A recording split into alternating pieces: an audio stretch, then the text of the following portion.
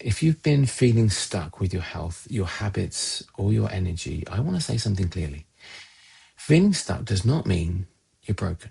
And I know that sounds simple, but for a lot of people, this is the part they most need to hear. Because when progress is slow, when habits do not stick, when life feels heavy, it is very easy to turn that into a verdict on yourself. We do all the time. Something is wrong with me, is what you think. I always mess this up. Why can't I just get it together? But what if feeling stuck is not proof that you're broken? What if it's a sign that something in your life or system needs understanding and not judgment? A lot of people have been taught to treat struggle like failure. If you're tired, you should push harder. If you're inconsistent, you should be stricter. If you feel stuck, you should blame yourself and try again with more discipline. But that way of thinking usually makes things worse and not better. Because pressure without understanding often creates more shame, more friction, and more cycles of starting over. My whole approach is built around a different idea. Before you judge yourself, learn how you work. Because once you do that, feeling stuck starts to look very different. I've spent years trying to understand how real life affects health. Not ideal life, real life. Work, family, tiredness, pressure, interrupted plans, wanting to do better while carrying a lot at once. And one of the biggest things I've seen is this. People are very quick to call themselves broken when what they are actually experiencing is overload, misunderstanding, poor fit, bad timing, or a system that was never designed for the life they are trying to live. That changes everything. Because once you stop treating every struggle like a personal defect, you can finally start asking better questions. A lot of the time, feeling stuck does not mean you are incapable. It means there is too much friction in the way. Maybe the plan is too big, maybe the timing is wrong. Maybe you're too tired to carry what you're asking of yourself. This is when stuck often means friction, not failure.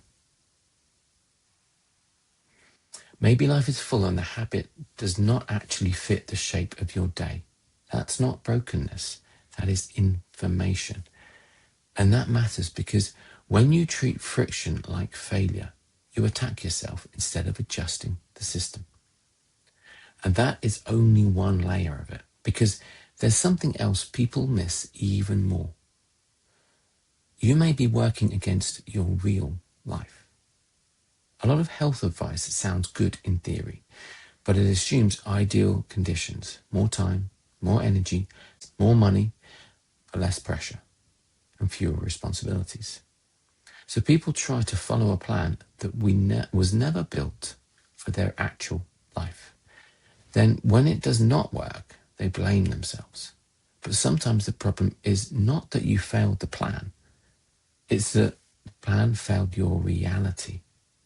That is a very different thing, because now the question changes from what's wrong with me to what would actually fit the life I am living right now. That's a much kinder question and a much more useful one. And once you ask that, one more deeper shift becomes possible. Shame keeps people stuck longer. When people feel stuck, they often pile shame on top of the original struggle.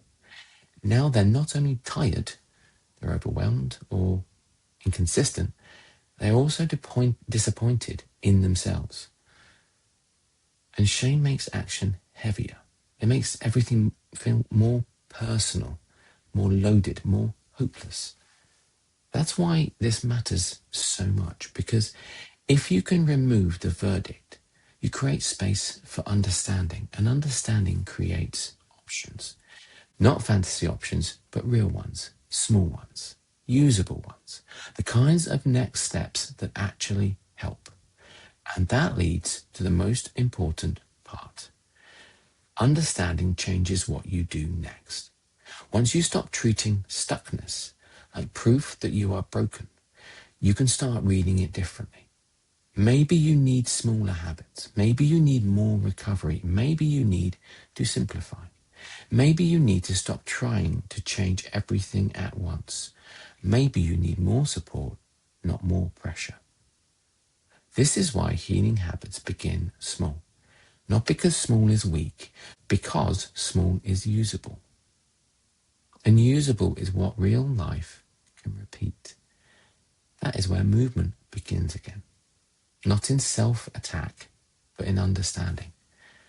You are not broken. You are someone who needs the right conditions. This may be the most important thing I can say in this video. You are not broken. You're a human being living inside conditions, patterns, pressures, habits, and rhythms that affect what feels possible. And if those conditions are working against you, of course, things feel hard. That does not make you weak. It means your life needs more support. And once you see that clearly, the next step becomes gentler, more honest, more realistic, more effective. That is the beginning of real change. If this landed, there is one more piece that matters just as much, because once you stop treating yourself like the problem, you can start seeing how the smallest repeated actions quietly shape the life you live.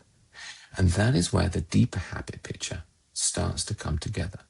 So watch the next video where I break down how the small things you repeat shape your health, your energy, and your life more than most people realize.